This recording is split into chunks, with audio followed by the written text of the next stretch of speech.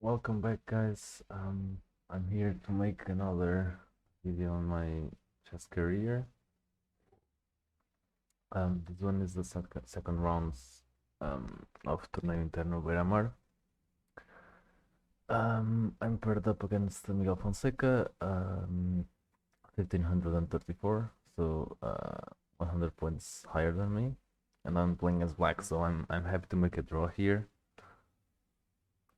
So let's see this game. He opens with d4. I was I'm kind of friend of with this guy, and I already knew like this guy played. I mean this guy played everything. Played d4. Um, so I needed to be ready for everything.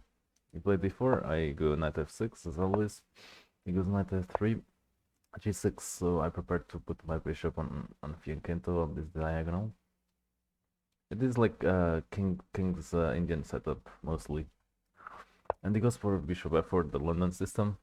I was not. I don't know. Maybe if he played bishop f4, it would be simpler for me to play this because I already know what to face.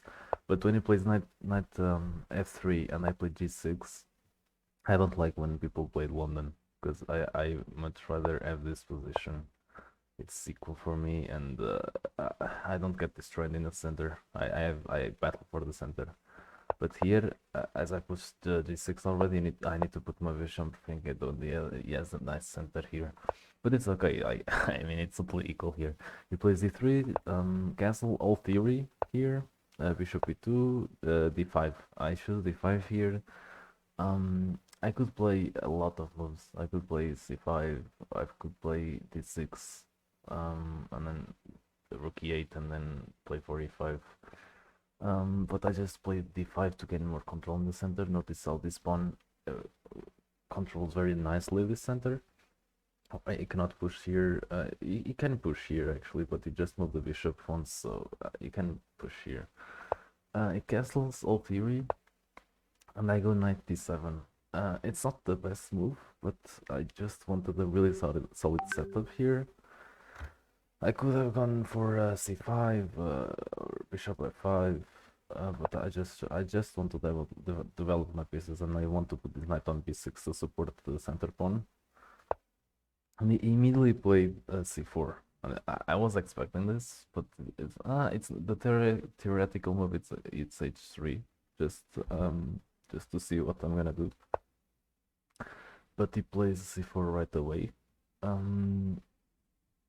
And there's just one game in the database that played c4, and it ended in a draw. So this position is totally equal, as you can see. And I don't want to take here because if I take here, he takes back. Okay, this bishop moved like twice, but he has a nice center. He has control of every square here, and I have control of these squares too. But I'm just too passive. The knights control this, but don't apply much pressure here on the center. And this bishop is blocked by this knight. The queen is blocked by this knight. The bishop is blocked by this knight. So I have no pawns in the center. I cannot play in the center, right? So that's why I didn't capture, and I instead strike with c5. And it's correct. It's a very good move to put tension on the center, and because I want to fight for the center. I don't want to give the center to white, right? This is giving the center to white. I don't have any pieces here. So here I have pieces, and this pawn is supported by the knight, and this pawn is supported by this knight. So it's very good. He goes bishop e3. I I don't know this purpose. I I I think he was afraid of taking an attack this bishop, and then retreats, takes I don't know, takes with the knight maybe, and this bishop is really strong here. This knight is spins. Then if this knight ever moves, I take this pawn and take this rook. He can also take with the pawn, but he has the isolated pawn. Isolated pawn means there's no other pawns in adjacent columns, and this is just a weak pawn. So I think he was afraid of this. So he first played bishop e3, but when he plays this, I have time to shop in the center. So I take on c4, he takes with the bishop, And here I was thinking of taking, but then he was just taking with the knight, and I no longer have this pressure because the knight is blocking, right? And this bishop is very nicely pointing at my king, and this bishop is not developed yet, so I didn't do it. Wait, I capture. Yes, I didn't do this yet. I firstly play knight h5 to get rid of this strong bishop, this good bishop, and this bishop has moves. Okay, two times, and this knight has moved two times. But I'm doing also opening the diagonal of this bishop, which is really good for me. Engine wants him to play bishop h4. And I don't know. I how many of to play this, right? I don't know. There's no tactics here. For example, if he moves the knight and the queen is attacking, but the pawn is always protecting, so there's no tactics of these knights. But okay, it doesn't do it. It plays. It just develops. It's a good thing. Always developing. And here I play knight b6, attacking the bishop, gaining a tempo. So he has no tempo of capturing it here because I trade queen. I mean, I don't even need to trade queens. I just take this bishop, and he can trade queens, and I am a bishop up. So he needs to retreat the bishop or protect it. He goes bishop e2. It's coherent. Just attacking my knight again, even though the knight is blocking still. And here I take it. He takes a long time here to decide which pawn to capture because normally theory says you should capture towards the center with the pawns. But here, if you capture with this, it's not bad at all because the rook is really good. It has already open file here. So, but here he thought a lot and played h take g3. It's the most solid move here. And here, yes, here I trade. He trades, he captures back. And here I didn't like these knights. But position is totally equal. But I think the position is really hard to play as black because white has every piece, minor piece developed, and I have the problem of this bishop. Where do I put this bishop? If I put here, it blocks the vision of my queen. My queen has no scope. If I put here, it just takes and damages my structure pawns. Here, same thing. This one goes here. I cannot go here because this bishop, and I cannot go here. So, and I cannot put my bishop on fianchetto because my knight is blocking my pawn. So it's not easy. Um, I thought of trading this bishop, but this bishop is really strong here. He's attacking everything. There's no need to take this knight on the center. I was afraid also of knights going here, maybe to pressure my rook is gonna need to be always protecting this pawn, and I didn't like it. So the first thing I did here was I need to develop my bishop. So I, I just developed it to d7. Even though my queen cannot move, this bishop nicely controls this knight, which is good. And this square, this b5 square is always lurking for him. So yeah, position is equal. Let's move on. He plays bishop f3. The moment I put my bishop away from the defense of this pawn, he immediately punishes it, attacking my undefended pawn. And yeah, I need to do something here. I thought I didn't see the move when I played bishop d7. Honestly, I just didn't see.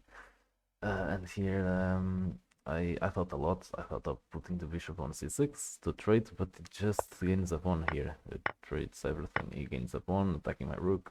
That's not good for me.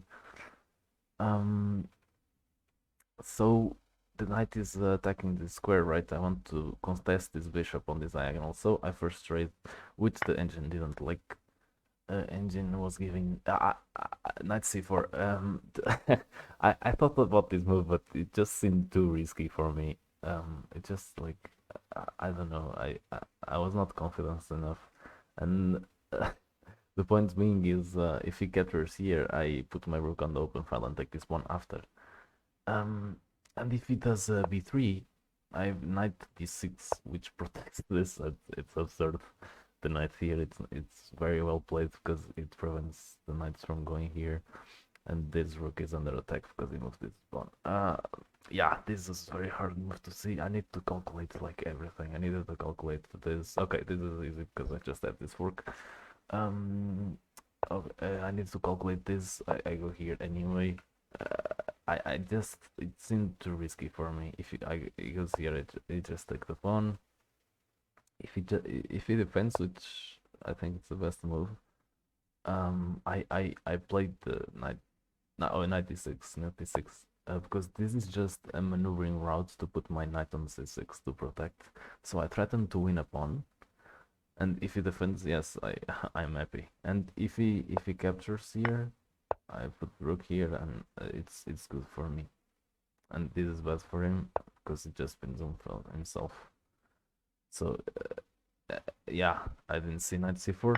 I traded, which is protected of this square. He takes with the queen, and now I play bishop c6, offering a trade of bishops. He first trades queens. I take with this rook because I want to.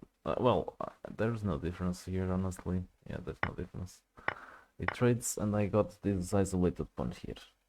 And from a visual standpoint, this position is better for him just because this one. That's it. He has this globe of pawns and this globe of pawns. I have three globe of pawns, as you can see. These pawns are weak, they cannot protect each other, these pawns can. This knight, you can see this knight has no squares in front, but he can always maneuver this knight like this.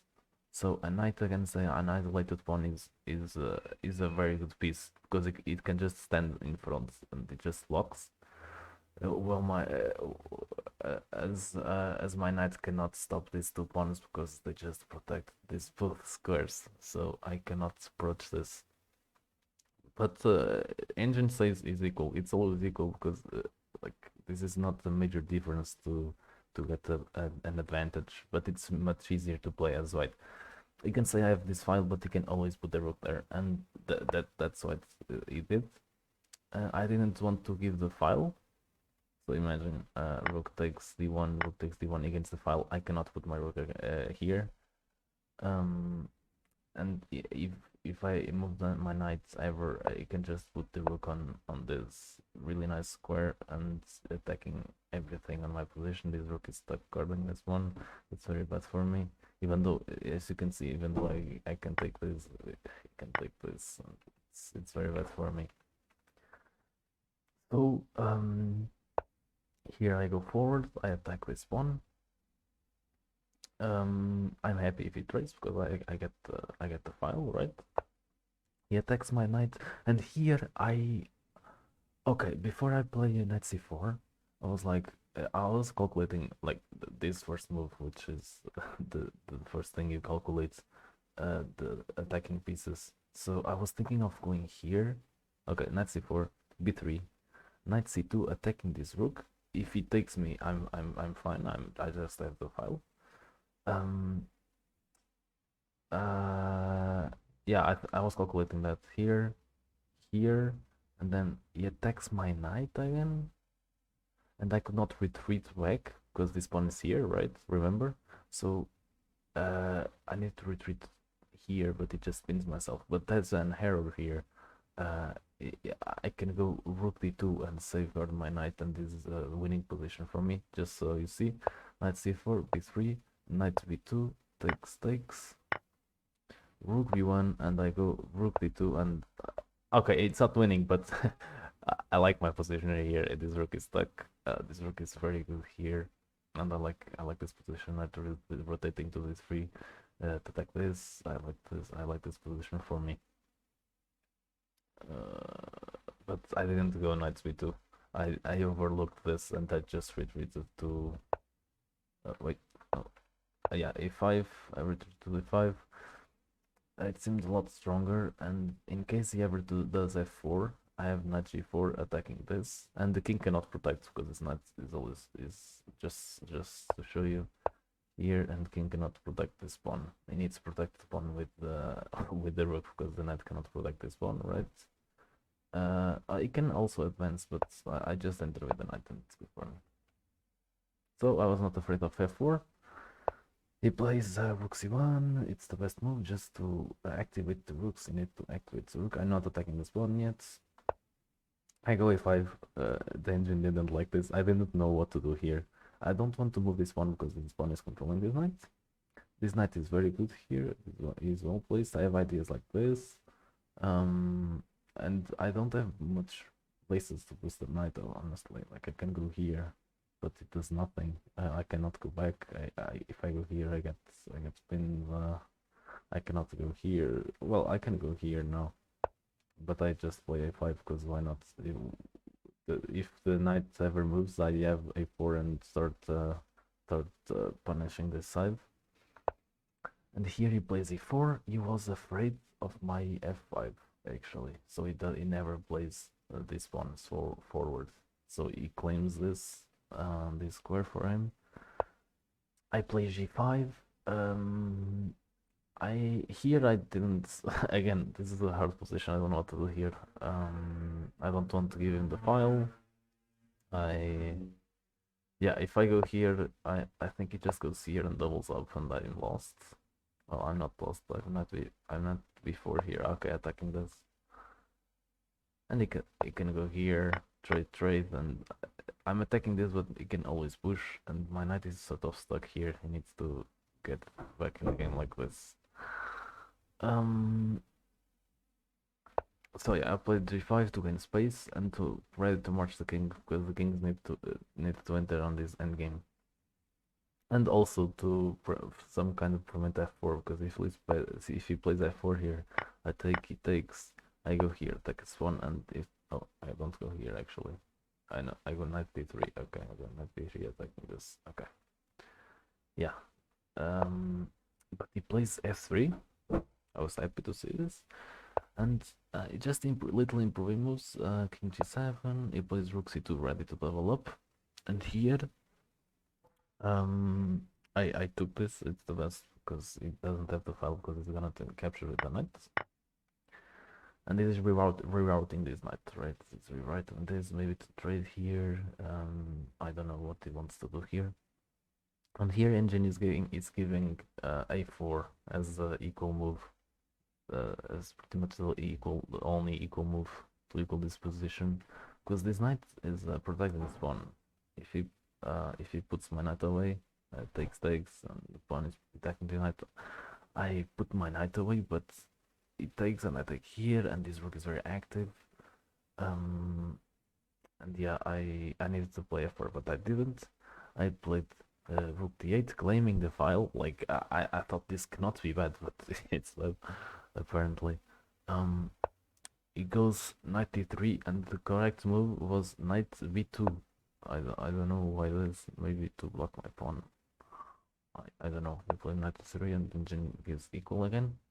And the engine is saying again a4 because when it takes, these pawns are split up, and I can take like this, and just gain the pawns. The rook cannot protect because of the knight. So I like my position. I like my position how it is. My knight is protecting this. I just play e5 because I was afraid of this check. Actually, he has a check here, but I don't know. I yeah, I was just afraid of the check, so I just played the 6. And he played the rook c5. I missed his move because his move is very good. His move is stacking everything, and it really punishes my a5 and g5 and my knights. Everything is undefended here, and I have two moves. I have this to defend, and I have the move I have played king f6 to defend this. It doesn't have this check because I take, he takes, he has triple pawns. Yeah, I just defend this. The king is stuck here defending everything, and yes, he can take this pawn, but I think I have a counterplay with rooks here, right? And he takes a pawn, and here the only okay, here I make a huge blunder that I lose the game on the spot. But here engine is saying rook d3. Just I have enough compensation for my pawn because I have this file which is really powerful, and I'm attacking the knight. For example, knight Okay, you can defend with the king actually. Yeah, it's good. But I have enough compensation. If I have pushes, I always take, and I have checks on this king like this. It's really good activity for me, despite the pawn down I have. So this was the move to play. I didn't play. I make a huge blunder. I lose on the spot. I play rook d2, and feel free to pause the video and try to find move for white to play and wins. On the spot, I have no counterplay. It's a tactic. Um, and it was easy to see. Here he snaps a move that is not is it's not the correct move and loses completely the advantage. He just simply didn't see, but I feel bad for him because this is a easy tactic to see at this level. And he missed it. And the move is rook takes e5 because I need to take this rook, right? He just gave the rook for these knights, but then he has the follow up knight c4, and I I lose the rook. I need to move the king. I lose the rook. I lose the game. He has a knight. I don't have anything. And he missed this. It just snaps knight c4. I don't know why he snapped this. And okay. Here I just have one move. I have to take this knight. So I was calculating check. King f2, and now knight d3 check, but it loses because the king forks my knight and the rook, and it's funny because I cannot save both, and I lose one of the pieces. If I move the rook, it takes my knight. If you move the okay, I cannot move my knight here because I lose it, and if I move my knight, it takes my rook, so I lose here. That's why I didn't play check. It took, and I was happy because he split its pawns, right? It just had this best one I need to worry about, and that's it. It's completely equal, despite this pawn, because he is a pawn up, but this king is very restricted. He can just move on this back rank because of my rook is very active, right? Active in the end games is the best thing you need to prioritize. And I immediately go after this pawn. So rook c2, attacking the c pawn and the a pawn at the same time, and he's protecting this. I thought he was going to play rook a4, but he played rook c5, which is also good, attacking my pawn. And he did a trade of pawns. I take the a pawn, he takes my c pawn, and he has left with this pawn. I think for him was better to keep this pawn because this pawn is um, um, it's far from my king actually, and this is near my king. I think exchanging this pawns was bad. I think he needed to. I think he needed to protect this pawn at all costs because this pawn is very good here, and my king is far away from protecting the promotion. But okay, it's everything is equal. Like it's just a matter of preference. And I go g4. Very instructive move. I want him to take because if he takes, he has this. This is just disastrous. I cannot play for advantage at any point now because he cannot advance this, and if this cannot advance, this cannot advance. This king is stuck here. This king, if goes here, just dump. I've always checkmate threats here. It's really funny.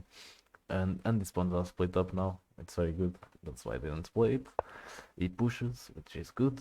But still, I'm happy because this pawn blocks these two. So he's a pawn up, but technically not because I just stopped these pawns and the king cannot move. No, notice king cannot move here because this rook can go here but cannot go here because of my pawn. And if the king ever tries to attack my rook, I take this pawn. So the king is stuck here. I play h5. I was just passing the moves to see what he was gonna do. He plays rook c5, attacking my h5 pawn. Here I thought a lot. I thought of playing rook c2 to trade these pawns, but it's bad. I will show you why. I calculated this. It takes, I take, and he has this. He has this. Well, no. First, let's check because this pawn was under attack, and I cannot save this pawn. I cannot go here. I can go here, but yes, it's check and capture my pawn after. That's why I didn't play it. I played king g6 protecting my pawn, and he has no play here. Yeah, he goes rook c8 to go give check, so rook h8 and pass the pawn, which is betting everything on this pawn. I make a check.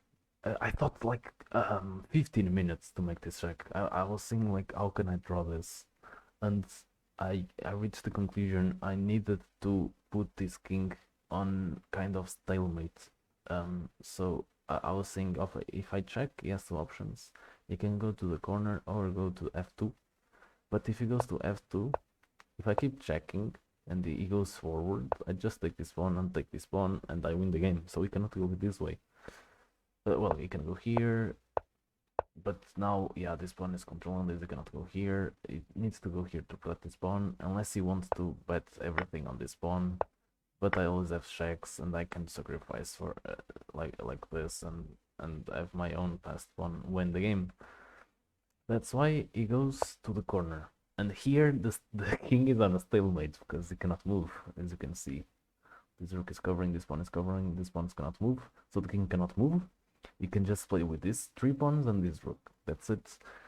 I immediately I just snap this move to play to keep an eye on this pawn. If he ever moves the rook, I capture this pawn. And he closes everything up with d5. Um, I have no play here, and he has no play either because if he moves the rook, I take this pawn. And I just wait to see king g7, he pushes, king h7. So here the way you draw this is keeping your king on these key squares on h7, g7. Because what happens, I'm just gonna show you. What happens is, if he keeps pushing and you go, like, for example, imagine you go like here. White always has this check and promotes. So here, and queen protects the rook and GG. Yeah, if I capture, he captures, he wins. But if I keep doing this, he has no check. He has no check. I capture him. He promotes. I take with the rook. He has nothing. Okay. That's why I need to put my king on these two key squares. So I just do this. King h7, rook c7, taking this pawn. King g7, rook c8, king h7. It just pushes. C6, king g7, rook c7, and here I cannot play this because I just hang my pawn, right? So I have to play a different move. King g6, he plays rook c8, threatening like check and promote, but king g7, and here we finally agree to a draw. This is a drawn position. I was very happy to draw this. I know I was totally lost on a tactic that I missed completely, but he also missed. And yeah, this was the game. I hope you liked it. There's no play here. I literally cannot play anything. Cannot play for this because I cannot move anything here. And if he moves this, actually, I'm capturing this pawn because I go king h7. And if he goes rook f8, I capture this pawn, defending this. And here he has no other moves. Like, think for a bit. Like, what can white do? The only legal moves are pushing this pawn and moving the rook. And you don't want to push this pawn because I just take. So he needs to move the rook wherever he goes. I take this pawn. And this is again draw because we have same pawns and I cannot push the advantage. I cannot put full advantage. Yes, you can bring the king here, but I just walk him again, and that's it. That's complete draw. And yeah, that's it. I'm happy. Let's put this on the... Okay, that's it. There's when we draw. That's it. I hope you like the game. And I'm with this draw, I'm with 1.5 points. I think I'm in second position, so I'm happy to make these two games. To make the last win on this draw because it's again against higher rated opponents, so I'm happy. And that's it. I hope you liked it. Yeah.